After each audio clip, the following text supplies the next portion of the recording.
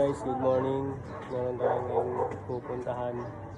Relocation ng outdoor unit dito lang sa may Consti. Ngayon, tara. Yun na nga guys, ito nga yung ililipat natin na outdoor unit. Ilalagay natin siya sa bubong. Sinisilip na ng ating tropa. Siyempre, bago natin ilipat, kailangan natin i-testing yung unit para malaman natin kung walang issue yung unit bago natin galawin para hindi tayo masisi sa bandang huli. Siyempre, kailangan natin i-pump down bago natin ilipat yung unit para masave yung freon sa compressor. At yun na nga guys, simulan na natin i-pump down yung unit.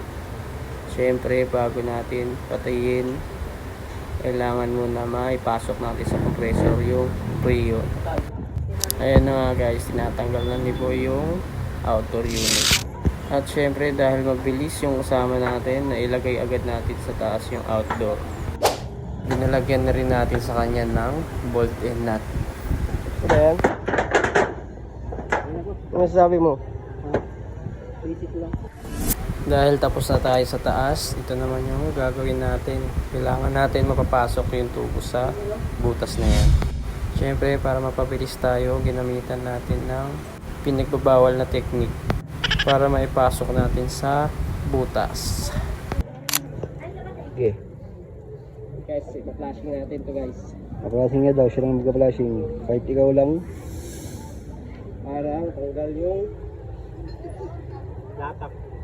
Hindi lang kasi tayo sa baba eh. Baka di manood followers natin pag di ka na kita sa video boy. Guys, tapos na namin siya maidugtong. Na-vacuumin na natin siya, nailigtas na rin natin. Tapos na flashing natin. Kasi naghinang kami sa baba. Para hindi matupi yung 3.8 yung ginawa ko, pinutol ko na lang. Yun siya guys, mahaba kasi yung 1/4 nya.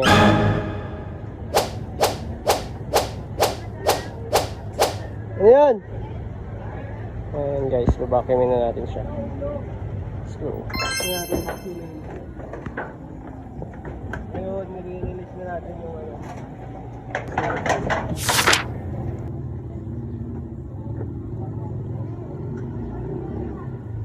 Guys, na release na natin yung karga.